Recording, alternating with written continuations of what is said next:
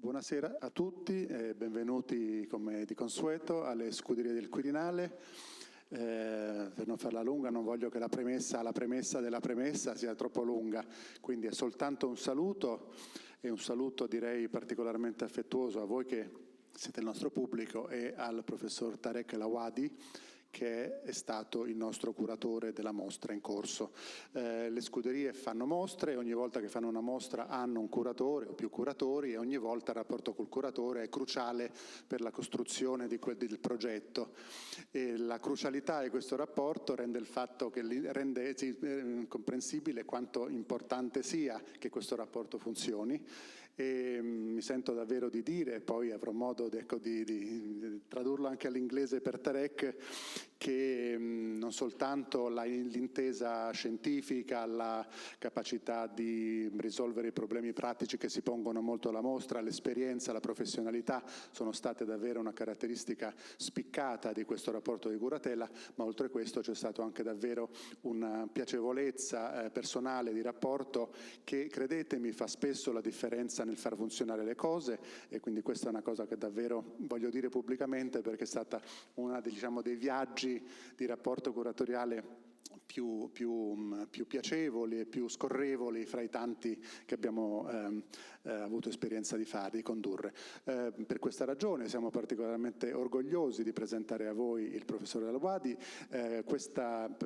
La sua conferenza avrà la forma di un dialogo, intervista da parte di chi? Da parte della professoressa Paola Buzi e del professor Angelo Colonna, che alcuni di voi già conosceranno, che sono docenti di egittologia di Sapienza, dell'Università Sapienza a Roma, che sono l'istituto che ci ha supportato nella costruzione, insieme anche al Museo Egizio, nella costruzione di tutto l'apparato di presentazione e divulgazione di questa mostra al pubblico attraverso il programma di conferenze seguito dalla nostra Antonia Tomassini e della didattica in generale. Noi siamo dei poveri destrutturati storici dell'arte che di fronte a una disciplina così rigorosa come in generale l'archeologia, ma in particolare l'egittologia, risultiamo sempre un po' sprovvedutelli, e quindi sapendo questa cosa abbiamo veramente fatto tutti un passo indietro per cercare di metterci nelle mani di persone che hanno dimestichezza con una disciplina che è fra le più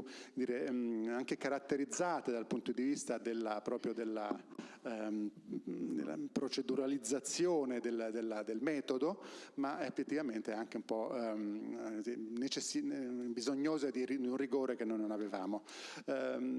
Tutto questo percorso fra l'altro ha avuto anche, ha penetrato anche nella parte didattica che noi abbiamo fatto della mostra, e io sto ricevendo, lo dico veramente con piena trasparenza e onestà, molti complimenti, oltre che per la mostra anche per la divulgazione didattica che abbiamo fatto, le guide che si sono formate con i docenti e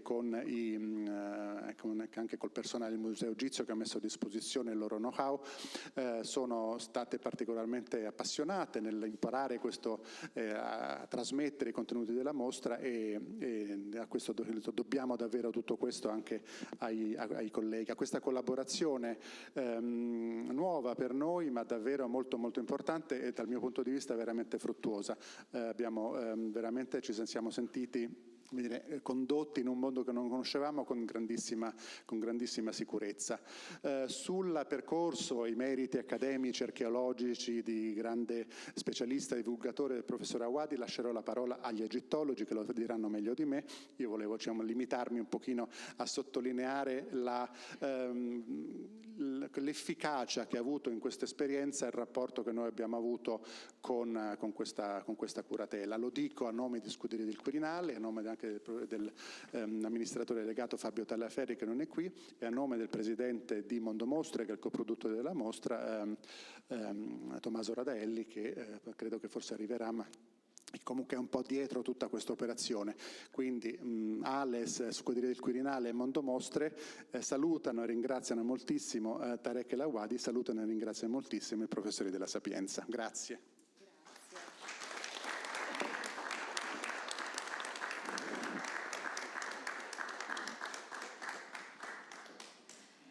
Allora, non so se è già aperto il microfono, sì? Ok. Benvenuti a tutti, lo avete sentito, sarà un dialogo con il dottor Tarek el Awady. Siamo estremamente fortunati, non soltanto perché ovviamente la curatela di questa mostra è sotto gli occhi di tutti, insomma è una mostra eccezionale, ma perché il dottor Tarek el Awady è un egittologo di riconosciuta fama, un archeologo da campo, come si suol dire, attivissimo on the field. Ci sposteremo, cambieremo molto frequentemente il registro linguistico questa sera, so we'll move from English to Italian and back.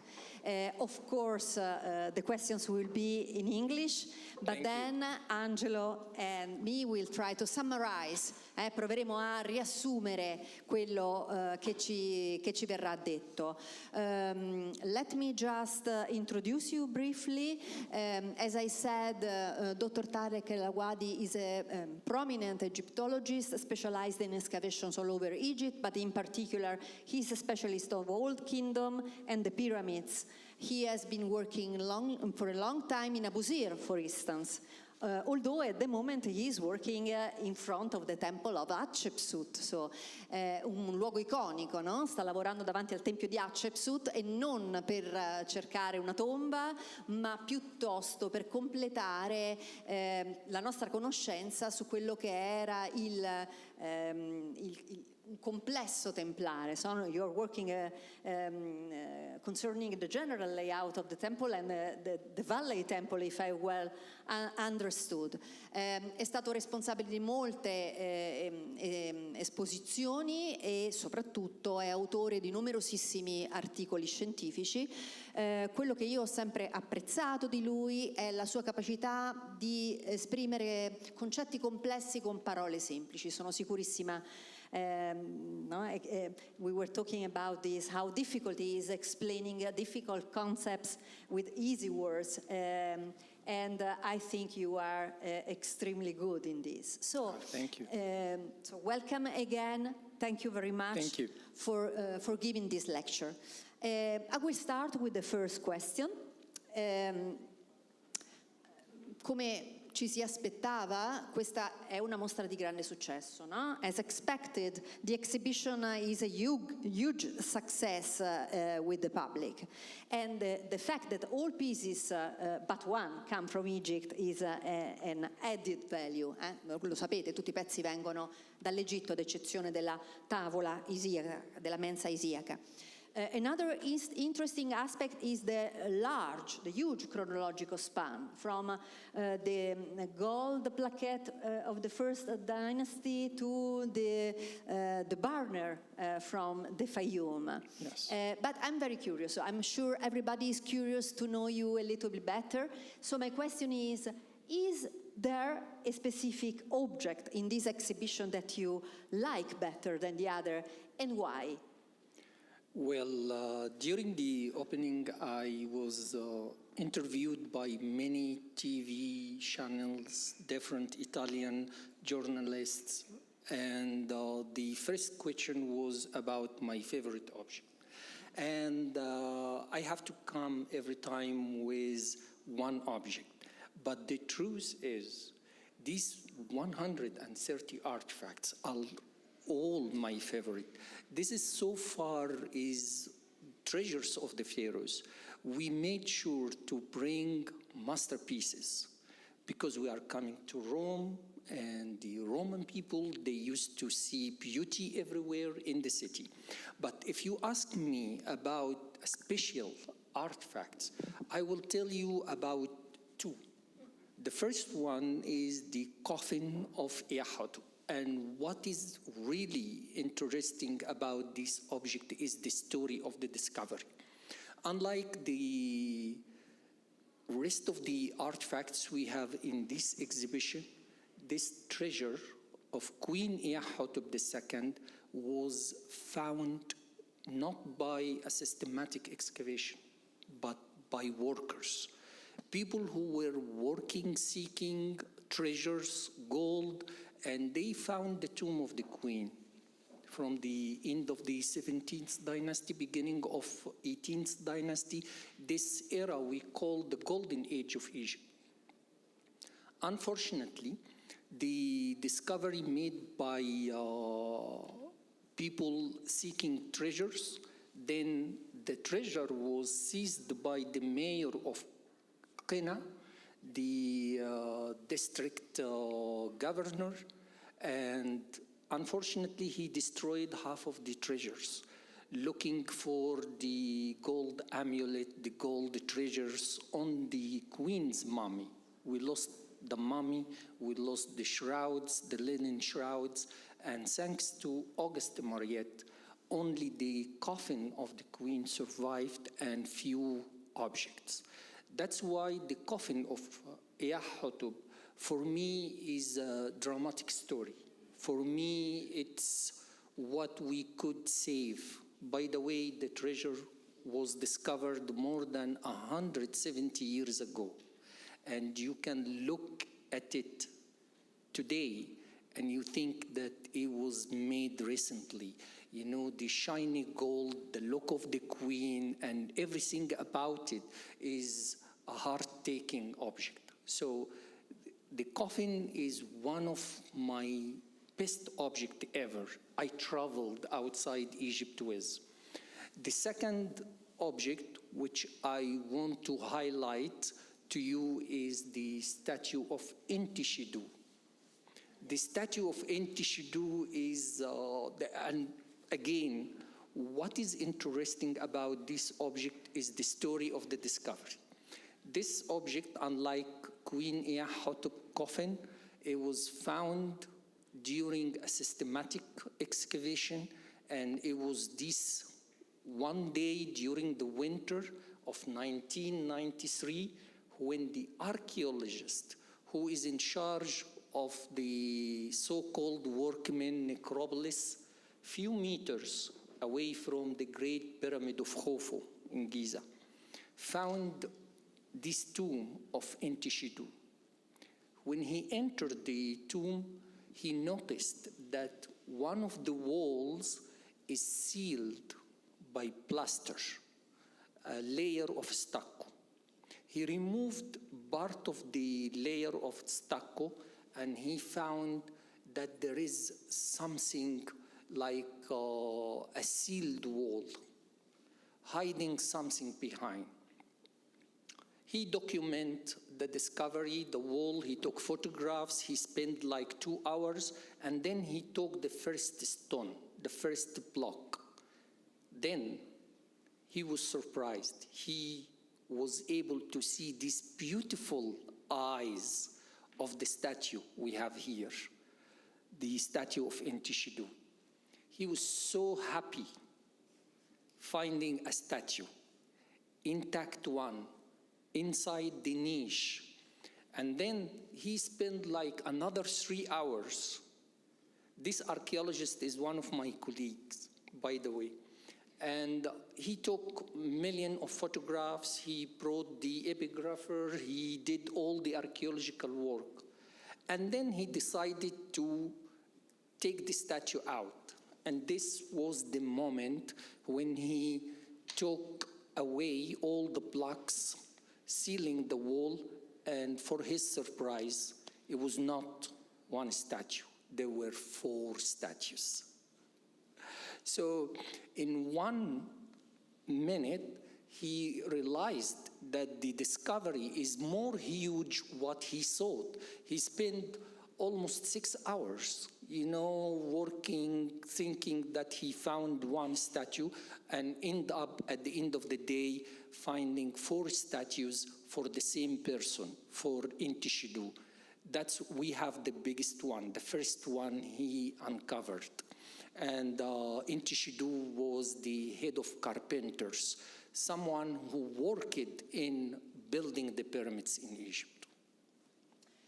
Allora avete capito, no? Non ha un pezzo preferito, in realtà se proprio deve scegliere sono 2, ma per ragioni complementari i pezzi che menzionerebbe, ma tutti i 100 e più sono dei capolavori. E i due pezzi che ha menzionato sono la regina Ahotep II, che ci accoglie proprio all'inizio della mostra, e Intishedu, che invece è al piano di sopra. Due ritrovamenti completamente diversi, perché Ahotep, poverina, ha visto il suo corredo smembrato, no? Non è stata scavata in maniera scientifica e il suo corredo è stato ricostituito poi in un secondo momento con grande difficoltà, e alcuni elementi sono andati perduti, ivi compresa la sua mummia, mentre il caso della piccola statua di Intishedu, una di 4, quindi Intishedu fatto in 4 persone, è il frutto di uno scavo scientifico attento, meticoloso,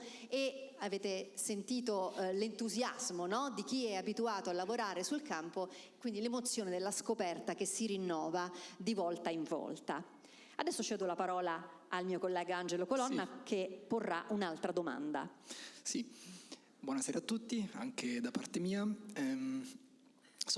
Like you say, these exhibitions show us a lot of treasures. So we have many pieces of gold, made of gold or gilded pieces, and a lot of masterpieces, like you say. So the aesthetic, the artistic, and the material value of all these objects is a fact that we all appreciate, but these are also historical objects, and there were ancient people behind them. So, according to you, what kind of stories these objects in this collection tell us about the ancient Egyptian who produced them, used them? What can you say about it? Sì, abbiamo detto che, come è stato già esplicitamente detto, ci sono parecchi tesori, c'è molto oro, ci sono pezzi come quelli menzionati di indubbio valore estetico oltre che materiale, ma gli chiediamo al dottore El Awady che cosa ci dicono questi oggetti in quanto oggetti storici delle persone, degli antichi egiziani che li hanno prodotti, li hanno utilizzati e diciamo ne hanno fatto esperienza. Thank you. When you look at the artifacts in this exhibition, for example, or if you visit Egyptian Museum in Cairo, the Grand Egyptian Museum, or the Egyptian Museum in Turin, you will see that the Egyptians, ancient Egyptians, they spent a lot of time producing artifacts. Actually, 95% of the artifacts here in this exhibition are coming from necropolis, from tombs. So, especially all the gold you see in this exhibition, actually it was found inside tombs. So, the most asked question by visitors, by the people, is why the ancient Egyptian spend all this money, resources, making artifacts for this? Why the ancient Egyptian waste the country resources preparing for this? And the answer, and this is to answer your question, the story of the people behind the artifacts.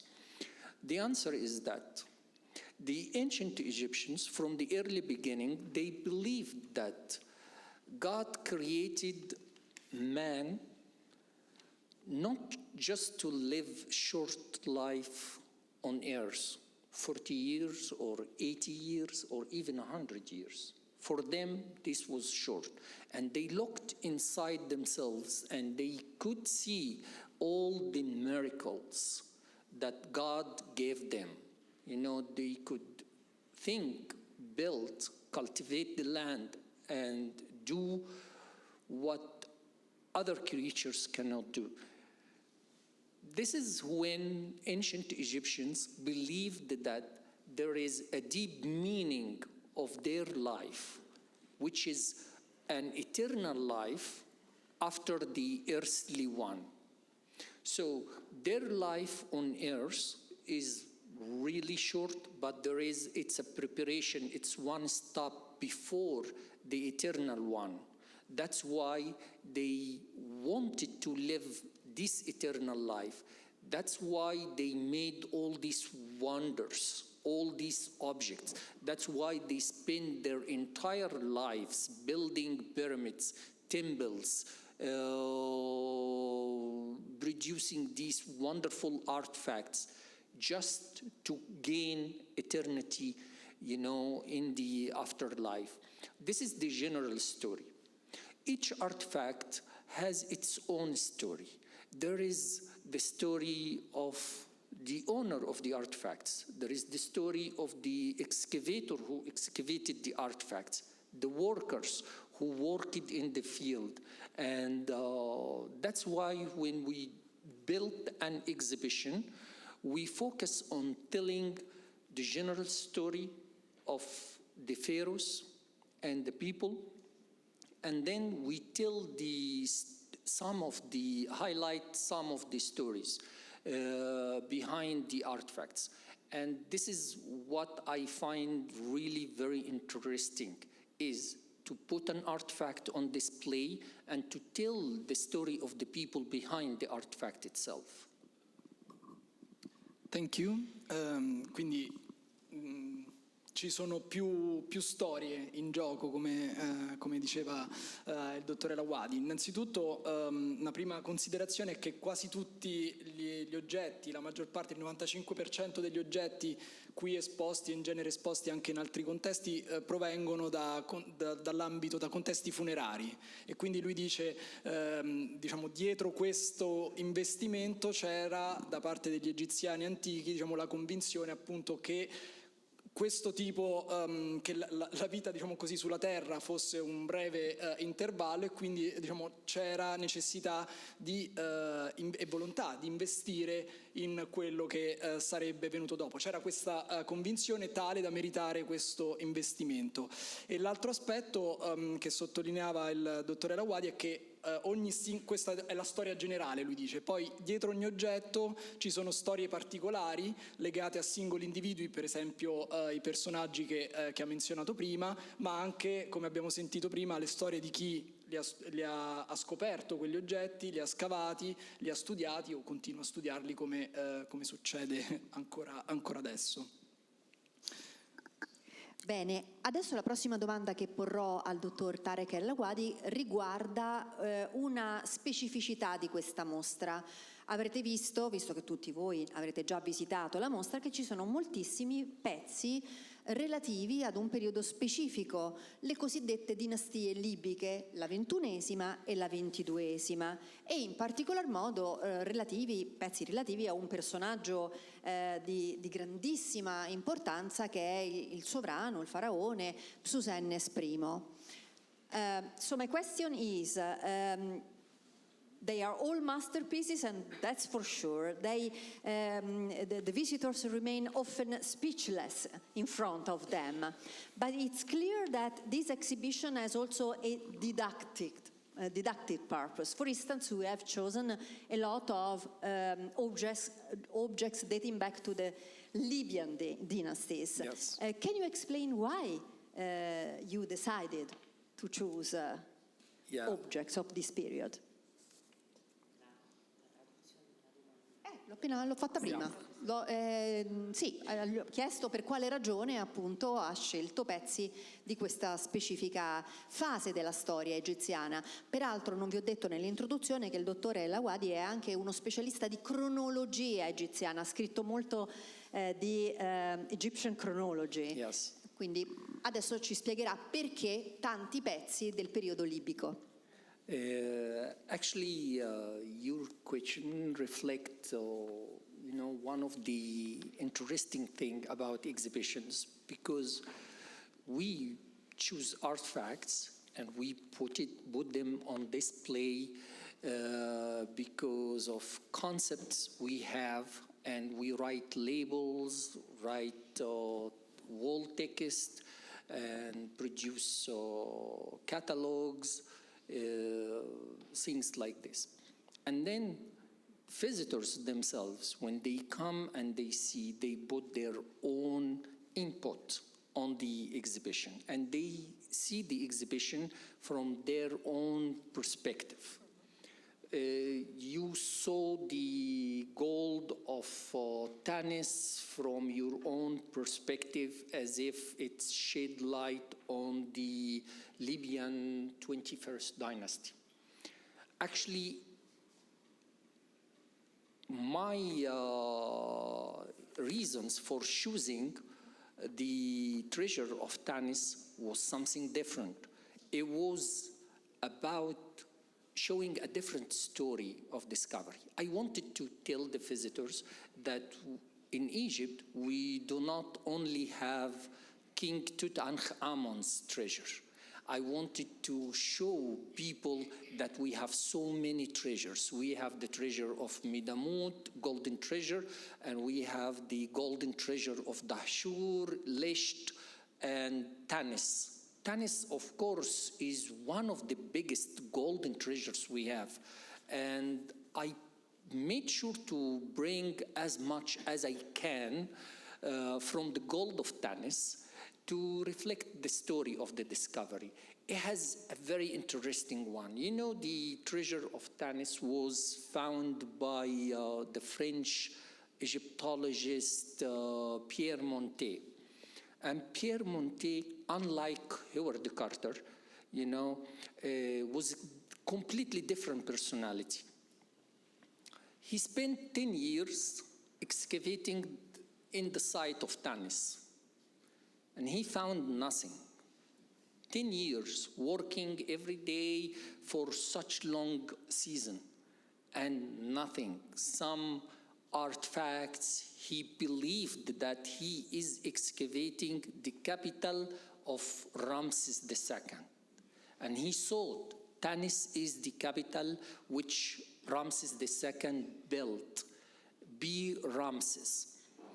And of course, his interview proved wrong nowadays. We know that Tanis was not the capital of Ramses II, but B. Ramses, the capital, the original one, was few kilometers away from Tanis. And what happened during the 21st dynasty was a shift in one of the Nile branches, destroying the harbor of the original capital.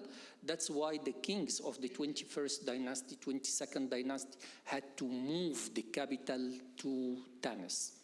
Anyway, after 10 years, it was the winter of 1939. The World War II was already broken, and there was this world war everywhere in Europe. He found the tomb of Sheshank II, beautiful tomb, and he saw the burial chamber of Sheshank II with this beautiful, unbelievable coffin made of silver with a falcon head. This falcon headed coffin of Sheshank II made Pierre Montet completely crazy guy. He turned it into a completely crazy. What he did was naive. He closed the tomb. He buried the entrance with tons of sand. He took the car, we took in 1939, and he headed to the capital, Cairo, and he met with the official in the Egyptian government, asked them for special protection for his amazing discovery. He didn't know anything. He thought that he found one royal tomb under the temple of Tanis. And he insisted that they send police troops, army troops with him to protect him personally and his team, and to protect the site. And he wrote about it in the first volume he published. He said that once he saw the treasure of Sheshank II, He knew that his life is in danger, and the people, because of the gold, will get mad and crazy. And anyway, after this, when the government secured the site and everything, he continued the excavation. In 1940, he found Bessosen's the first tomb, filled with gold, intact tombs, huge treasure. He was not like Howard Carter. Howard Carter was more about a showman. He wanted to talk about his discovery. He brought journalists. He and his sponsor, Lord Carnarvon, gave exclusive to the London Times to publish stories about the discovery. No, Pierre Montet didn't allow any journalist to the site. But in the books, you will read that it was because of World War II, this discovery did not get enough publicity, unlike King Tut. And even most of scholars, they blame World War II. But I myself blame also the excavator, Pierre Montet, for doing this. But I know that it was too much for him. You know, if you put yourself in his place and you discover intact royal tomb filled with gold, what you would do?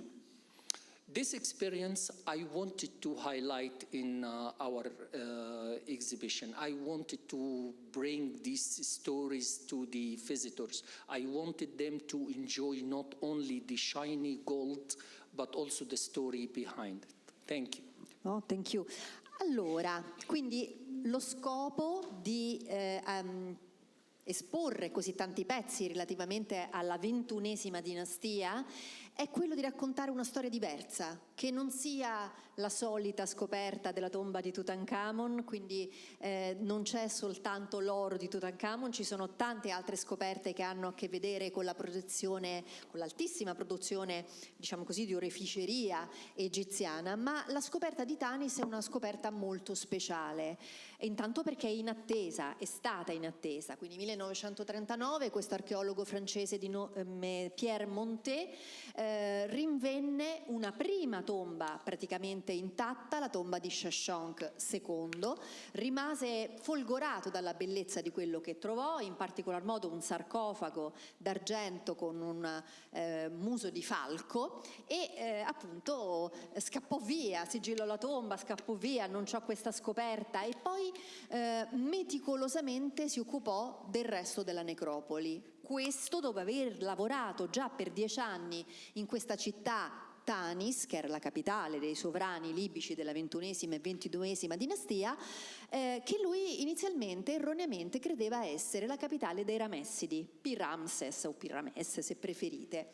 Quindi una storia di lavoro, diciamo così, scrupoloso, lento, attento, molto poco mediatico, quindi avete sentito una comparazione invece con il comportamento un po' più diciamo così incline alle public relations di Howard Carter, che però d'altra parte ogni tanto bofonchiava perché aveva troppi visitatori sulla tomba. Quindi lo scopo di aver esposto così tanti pezzi inattesi è quello di raccontare una storia diversa dell'Egitto antico. Quindi, come vedete, effettivamente la componente didattica è molto forte. Prego Angelo, a te. Grazie, sì. Allora, visto che si parlava appunto di storie da raccontare durante questa, diciamo, mostra in particolare e di una funzione educativa delle mostre, adesso io vorrei chiedere al dottore el Awady, secondo lui, in quanto come archeologo, come egittologo e come anche curatore presso, è stato curatore presso il Museo Egiziano del Cairo, quindi una delle istituzioni principali per quanto riguarda l'antico Egitto, secondo lui, in base a questa esperienza, qual è il ruolo che possono avere i musei e soprattutto i musei, diciamo, di stampo archeologico, qual è la funzione soprattutto, diciamo, nella nostra, diciamo, società contemporanea? So we have been talking about the educational function of exhibitions and the stories they can tell us. So I would like to ask you, based also on your experience as an archaeologist, but also as a curator, former curator of the Egyptian Museum, so based on your experience, what is your idea about the role of museum in our societies? What could they do, what should they do in our contemporary world, and especially archaeological museums? Yes. Thank you. Maybe we all know this famous movie, Night at the Museum, of Ben Stiller.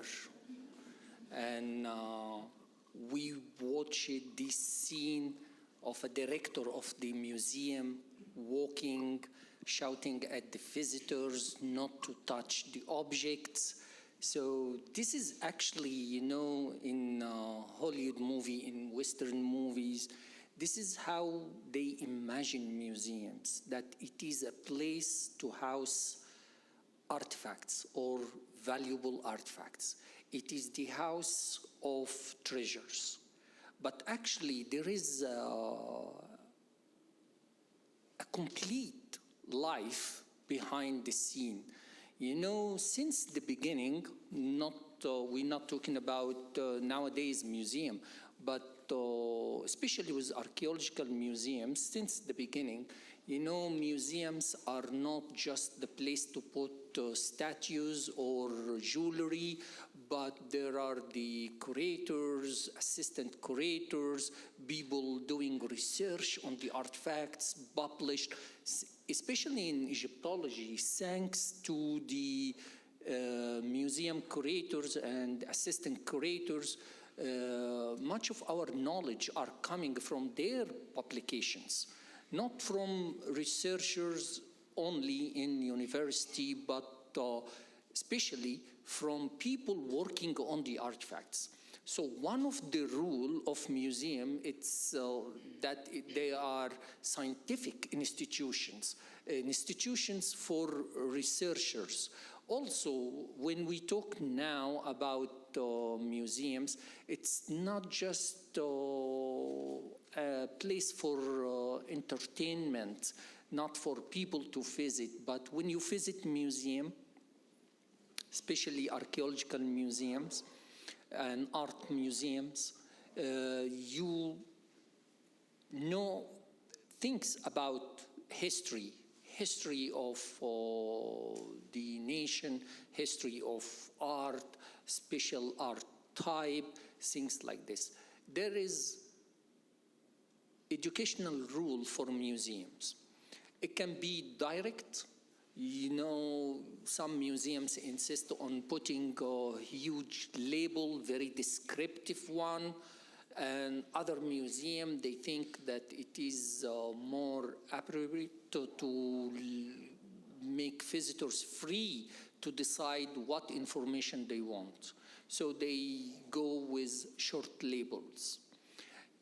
Museums, they have many rules, and we can talk for hours about what museum can do, even in the society around.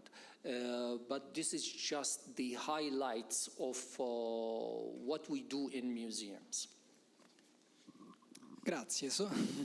Allora, penso che avete colto un po' il succo della risposta e diceva, tutti noi conosciamo, abbiamo visto o intravisto Una notte al museo, no? Dove c'è insomma film hollywoodiano con questa immagine del museo come casa di tesori e del direttore del museo che cerca di tenere tutti lontani da questi tesori, perché qualcosa che deve essere protetto e tenuto in qualche modo alla larga dalle persone. E diceva il dottore el Awady, questa è un po' la visione hollywoodiana, appunto occidentalizzata di come funziona, diciamo così, o funzionerebbe un museo. In realtà lui ci dice, c'è tutta, anche qui ci sono tante storie dietro le quinte e tanti livelli, tanti ruoli quindi che i musei possono svolgere, anche e soprattutto i musei di interesse archeologico. Il primo di questi ruoli che lui sottolineava è quello della ricerca, e sottolineava appunto come, al di là del lavoro sul campo degli archeologi, la possibilità di curatori, ricercatori, studiosi di lavorare a contatto con gli oggetti per preservarli, esporli, dà anche l'occasione appunto di fare scoperte, magari inattese, e di produrre conoscenza. Quindi la conoscenza non si produce, diciamo, soltanto con lo scavo archeologico, che ovviamente ci piace, ma anche con il lavoro di tutte queste persone. E poi ribadiva, diciamo, il valore educativo così dei musei, ma anche qui con tante possibilità, soprattutto adesso negli ultimi anni. Cioè ci sono istituzioni museali che preferiscono un approccio molto didascalico, quindi tante informazioni, e istituzioni che invece preferiscono un approccio un po' più free, più libero, cioè lasciare un po' più libero anche i visitatori e il pubblico. E un po' anche questo è qualcosa che ci aspettiamo adesso dai musei, cioè il museo anche queste mostre sono un po', questa è una mia considerazione, un'occasione di sperimentazione, no? E lui sottolineava come ci sono queste varie possibilità. Paola. Benissimo. Adesso la prossima domanda che io farò riguarda invece il traffico illecito delle antichità egiziane, ma è un fenomeno che conosciamo molto bene anche noi. Quindi quindi chiederò al dottor El Awady di dirci, secondo lui, che ruolo può avere la comunità internazionale, ma anche la gente comune, nel sensibilizzare, diciamo così, contro l'acquisto di materiali provenienti dal mercato illecito. Vi faccio un esempio molto, molto chiaro, perché si potrebbe credere, beh, noi che possiamo fare? E invece possiamo. Sapete che al giorno d'oggi dall'Etiopia c'è un'emorragia di manoscritti provenienti appunto dalle piccole biblioteche dei vari monasteri che si trovano in questo paese, e praticamente allo stato attuale ci sono più manoscritti etiopici fuori dall'Etiopia che in Etiopia. E chi è che li compra? Il turista, il viaggiatore, magari pensando anche di fare bene, perché no, si porta a casa qualcosa di storico, meglio a casa mia che magari in un luogo dimenticato in cima a una montagna in Etiopia. Quindi, come vedete, anche noi abbiamo un ruolo.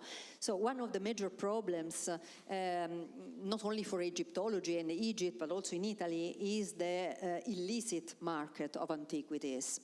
I was mentioning the fact that, for instance, in Ethiopia nowadays, manuscripts are regularly sold, and tourists buy them. Yes. And so the situation at the moment is that there are more Ethiopian manuscripts outside Ethiopia than inside. Yes. So what do you think the international community can do concerning Egyptology in particular? And is there a role that common people may have regarding this aspect, dramatic aspect? Yeah, this is one of the difficult questions, I think, because it has many different aspects. First, we have to look at what does it mean illicit trafficking, or we call it the sinful trade. You know, if we're talking about stolen artifacts from museums, for example, this is a special case. If you get these stolen artifacts back, there is no problem, the problem solved. But what is really dangerous is when people doing illegal digging, finding artifacts by themselves and sell it in the local market, and then find its way outside the country, the original country, the mother country, and then sold in auctions or to rich people, art collectors, people who are interested in the possession of artifacts. In fact, most of museums, they cannot purchase such artifacts. There are still some museums with bad reputations known among the community of Egyptologists, archaeologists.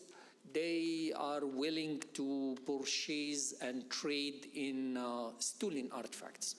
The problem with the stolen artifacts this way is when we get it back to the country, it is just pieces of art. The artifacts already lost a lot of its meaning. We lost already informations, because when you find the artifacts in its original context, it gives you information. It writes history. You can interpret the artifact. You can find the real meaning. This is when you discover an artifact during systematic excavation.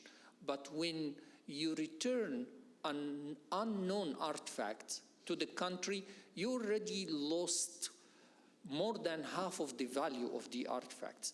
And this part you cannot recover forever. And this is a great loss.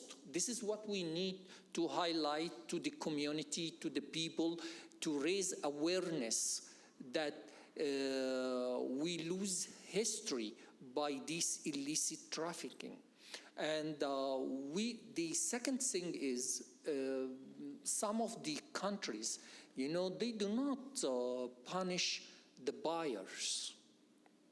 You know, they do not put punishment on people collecting these illegal artifacts. Sometimes some countries, and I'm sorry to say this, they protect the buyers by hiding their identity, for example. Yes, and some countries, they allow people to forge documents on the artifacts so they can sell it in auctions, in public. And international law, unfortunately, doesn't protect cultural heritage 100%. Take, for example, the law of UNESCO that country can only retrieve artifacts stolen before, you know, after 1970, but before 1970, it's not protected. So how come countries like Italy or Egypt or Greece, they can prove that these stolen artifacts were taken from the country before or after 1970? Many things must be changed in order to protect the cultural heritage. And the most important factor is to dry this market. The demand on purchasing stolen artifacts must be stopped. You know, people who has the money, people who interested in collecting artifacts, they must know that they are criminal. They are participated in the crime. Not only the person who is excavating and finding artifacts to sell it outside the country. Thank you.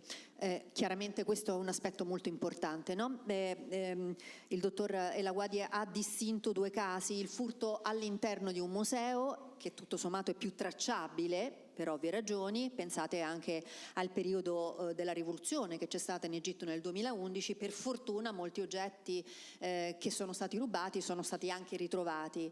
Più grave, più difficile da tracciare, più difficile da risolvere è lo scavo clandestino e ovviamente la migrazione del pezzo o dei pezzi fuori dai confini.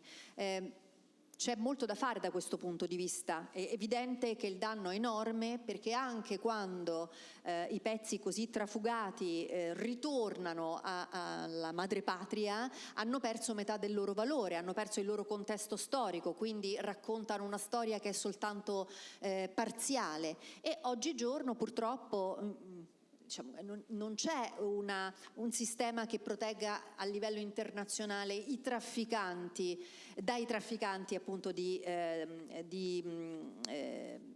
oggetti che sono usciti in maniera illegittima dall'Egitto e non soltanto dall'Egitto. Quindi è un crimine non soltanto scavare clandestinamente, ma ovviamente anche acquisire in maniera illegittima e falsificare i documenti, e purtroppo è pratica ancora abbastanza diffusa, e seppur pochi ci sono ancora dei musei che acquistano oggetti di dubbia provenienza. Vi posso dire che l'Associazione Internazionale degli Egittologi, per esempio, the Association, International Association of Egyptologists, and not only, several other associations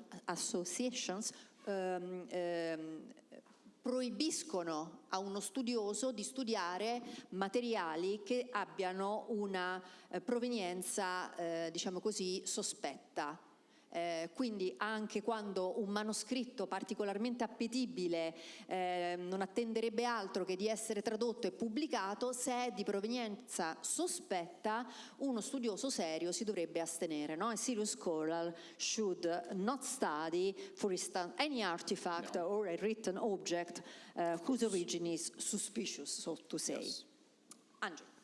Sì, allora ci ricolleghiamo con la prossima domanda a questo, in parte a questo aspetto, in parte a cose che sono state dette prima, parlando di varie scoperte, no, del tesoro della regina Amenhotep.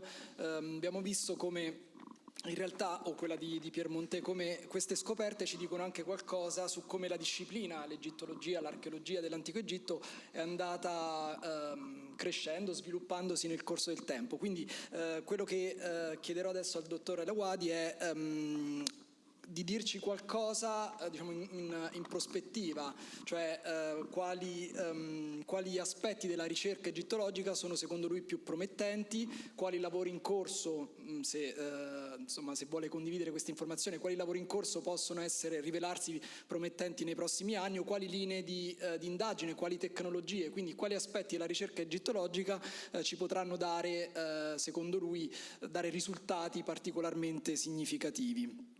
So you were telling us about the discoveries of Amenhotep and then of Piemonte. So Egyptology made a long way and has been growing as a discipline. So my question now for you is, what do you think about the future? Is there any project, technology, line of inquiries, any fieldwork that is going, according to you, to be particularly that is going to have a particular impact on our discipline? What do you think about? Of course, you know, I have been working in the field for the last 35 years. So I witnessed these good old days when we were working in the field and then go to our desks, bring all these dictionaries, you know, working on manuscripts. And then few years after appeared the digital library. And our desks became more cleaner, empty, only hard disk. Our laptops working with the digital library made our life easier. And now there is a new revolution in our field called the applying artificial intelligence. This is something for an old-fashioned guy like me is a revolution. You know, I cannot made it up with what's happening in the field of Egyptology. For example, now with AI, we can scan thousands of photographs of fragments. And by the use of AI, we can solve many problems with fragments. We can rebuild images. Even with AI, we can do scanning of satellite images, radar images, and analyze these images. In the past, I remember when I was a PhD student, I spent 18 months, a year and a half, working on almost 3,000 fragments from the causeway of Sahure, trying to, it's like solving a puzzle. And each time you find a piece fit with another piece, it's the excitement, the enjoyment.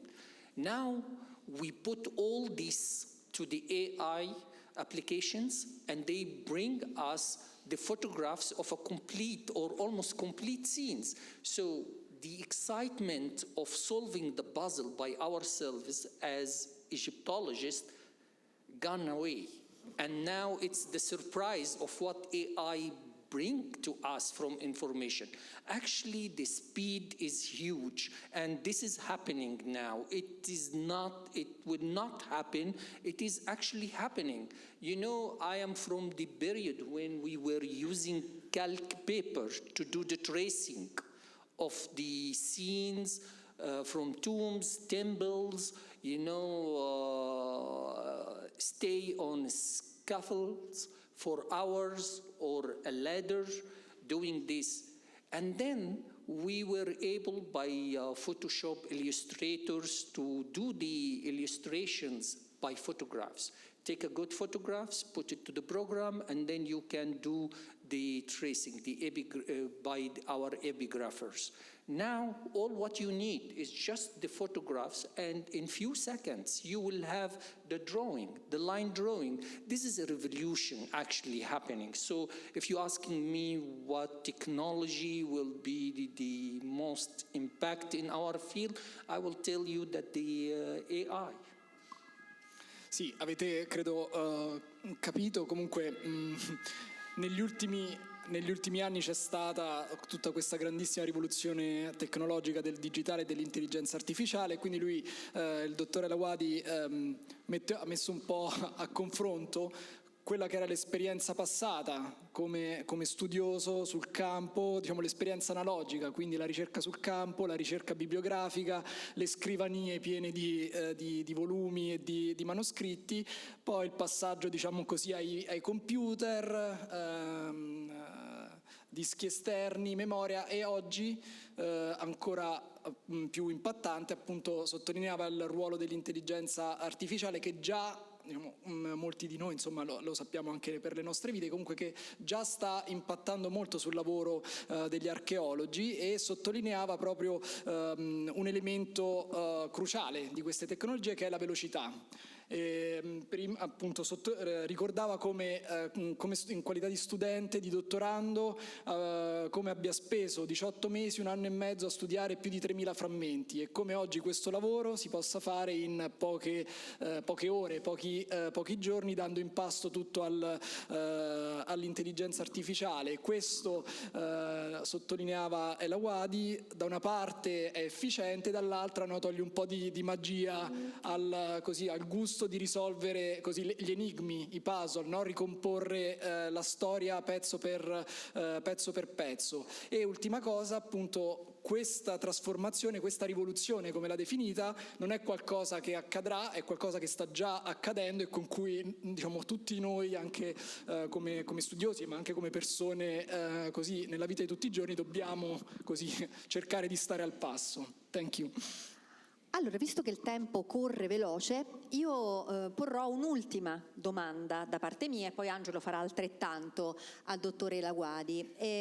Come voi sapete, negli ultimi anni sono stati inaugurati tantissimi nuovi musei in Egitto, quindi non soltanto il GEM, il Grande Egyptian Museum.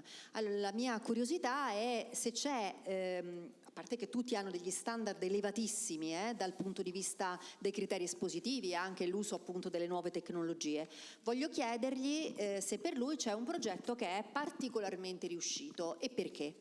So my last question is, apart from the Grand Egyptian Museum, several other museums have been inaugurated, and they are all at the very high level standard of museology. In your opinion, is there a specific project that is particularly well done. Yes, of course. There is one. You know, and this is a fact, if you want to see the best Greco-Roman art outside Italy and Greece, it is in Egypt. And we do have the Greco-Roman Museum. And this museum is one of the oldest museums, not just in Egypt, in the world. And thanks to Giuseppe Potti, he was one of the founders of this museum. And the museum was closed for almost 18 years, since 2005. And finally, after 18 years, it is now opened, and the collection is one of the best Greco-Roman collections in the world. More than 40,000 artifacts are on display in 28, 29 galleries in this museum. Actually, for me, this is one of the best. Whenever I visit Alexandria, I have to visit the Greco-Roman Museum. Grazie. C'è un po' d'Italia nel Museo Greco-Romano di Alessandria, fondato da Giuseppe Botti, no? Quindi uno dei musei più antichi al mondo, effettivamente, relativamente alla scultura di periodo greco-romano. E avete sentito 14.000 pezzi che per 18 anni non sono stati visibili. L'allestimento attuale è bellissimo ed effettivamente è un'emozione visitare questo museo. Quindi è un invito ad andare a visitarlo. Prego, Angelo. Sì, allora, io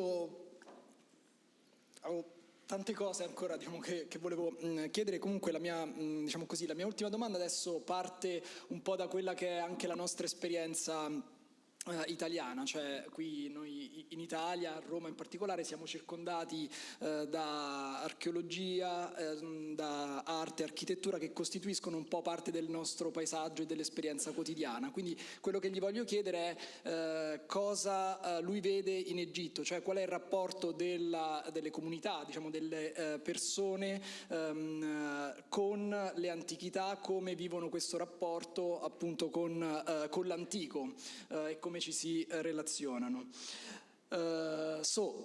My last question for you starts from here, from Rome and Italy. So we are now used in Italy to be surrounded by archaeology and artifacts as part of our landscape and almost everyday experience. So my question for you is, what about Egypt and what about Egyptian people? What's their attitude and relationship according to you? What do you see is the connection between people and archaeology, artifacts around communities? Thank you. Thank you. Well, let me tell you a story before I answer your question. You know, in 1954, President Nasser, at that time, and the Egyptian government wanted to do huge renovation of one of the squares in Egypt. So one of the main squares in Cairo. And they thought that they must bring one artifact to show the true identity of the country. And they choose what at that time was called the fallen giant. The fallen giant is the colossal statue of Ramses II. And it was erected in Memphis. And it was there for almost 3,500 years. And because of an earthquake, the statue collapsed. And it was for hundreds of years in the middle of the fields. And archaeologists called the statue the fallen giant. So we restored the statue in 1954, and we brought it and we put it in this square. And since then, it was Ramses Square, very famous one. And in Ramses Square, you have the main rail station. It was very nice at that time, 1954, and during the 60s, and then the square was growing and the number of cars increased, and at the end, the government decided to build the subway under the statue. So the statue was really in a very bad shape. You know, you have very dangerous vibration thanks to the underground metro, and you have the pollution from the bridges around the statue, and you have from the cars. Then the community of Egyptologists decided that we have to do something, we have to solve the problem. And we were talking to ourselves as Egyptologists. And we said that we have to move the statue from the square. That's what we decided. And we fought among each other where to put the statue. Some Egyptologists, they suggested that we have to move the statue to the original place in Mitrohina. Others, they said that we will put it close to the Giza pyramids. And at the end, we decided to move it to the site of the Grand Egyptian Museum. So the talk was among the Egyptologists and the government, the people in charge. When we decided to move the statue, it was on August 25, 2006, and I would never forget this day. People lined up on both sides of the streets, taking photographs of the statue. It was a huge event. Cairo didn't sleep that night. But we found out that we did not talk with the community lives in the square. We were astonished that people who were living in Ramses Square were so mad at us, were so angry. People published articles against us, against the government. Some of them said that I lived my entire life in Ramses Square. I used to wake up every day, open my balcony, and the first thing I see is the face of Ramses II. How come I continue my life without looking at my grandfather, Ramses II? This was when we realized that it is important to talk to the people who are living around the artifact or close to the, but this we didn't do because we thought that this is only our job, it's only our concern, and we were wrong. There were people, most of the country were happy that we are saving Ramses, but there were other people unhappy because it affects their direct life, their daily routine, and we did not put this in our plan. So this was a lesson for me personally. If you talk about how the people in Egypt look at their cultural heritage, in general,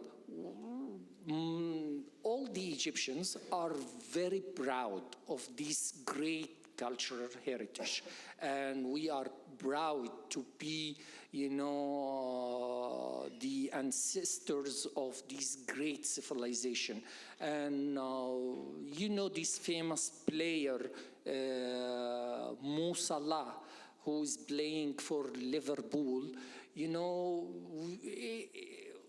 he makes us happy to know that they call him the Egyptian king. So, but the people, they have different aspects toward the archaeological sites, the artifacts. I will give you two examples. In Luxor, the life of the people are connected with tourism. They know that they earn their life, their expenses, their money because of tourists. They are willing to do anything to protect the archaeological sites because of the archaeological sites, the city lives. Unlike places in Delta. In the Delta, there are archaeological mounds, huge one, in the middle of the villages or the fields. They are actually represent burden on the people, on the farmer there. They are willing to have the government and the archaeologists come to excavate the mounds and to remove the artifacts and give them the land so they can do their development projects, they can do cultivate the land, anything. So it's from different aspects, and you have to have a well plan to manage the cultural heritage according to these different aspects. Thank you.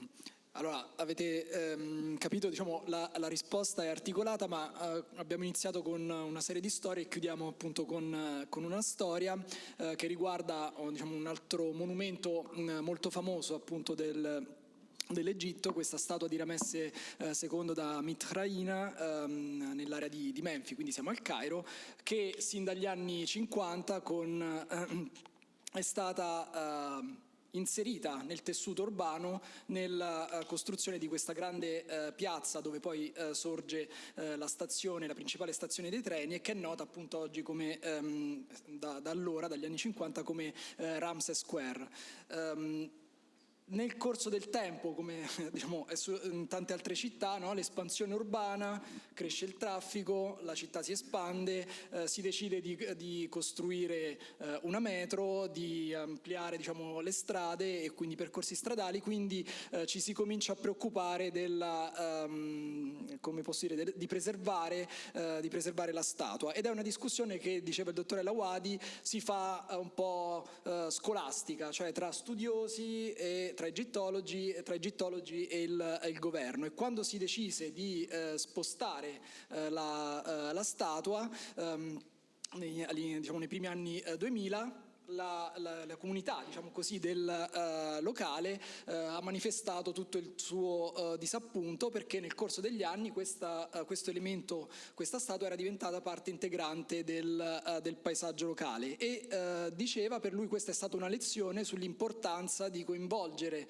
appunto le persone, le comunità in questi dibattiti e discussioni su come coniugare conservazione, ma anche senza però sradicare, come posso dire, anche le abitudini delle persone che vivono e continuano a vivere, diciamo, appunto a contatto con le antichità. E poi diceva, ci dà due esempi per sottolineare come il rapporto degli egiziani sia comunque un rapporto complesso che va un po' costruito passo passo. Da una parte c'è il caso di Luxor, dove l'archeologia, l'egittologia sono parte integrante anche del tessuto economico appunto della città e della società, e quindi c'è tutto l'interesse per mantenere appunto vivo l'interesse e l'attenzione per il patrimonio archeologico. Dall'altro lato, diceva, invece nel delta, nel nord del paese, che è, diciamo, più terra di coltivazioni, diciamo, i siti archeologici, che si riconoscono perché sono questi grandi montarozzi proprio di terra, spesso sono percepiti dai gruppi, diciamo, di agricoltori, dalle comunità locali, come un peso, perché diciamo, lavorare su un TEL, quindi da parte della comunità scientifica, significa sottrarre spazi e risorse, diciamo così, all'agricoltura, che è la principale attività. E quindi lui concludeva dicendo come questo rapporto deve essere costantemente, diciamo, se volete, negoziato e dialogato, quindi non c'è una risposta univoca, l'atteggiamento, dice, è generalmente positivo, ma poi è un rapporto che non dobbiamo dare per scontato e che si deve costruire appunto un po' alla volta, a seconda dei casi. Thank you. It was really a honor. Thank you. Thank you. Down the smile. Thank you.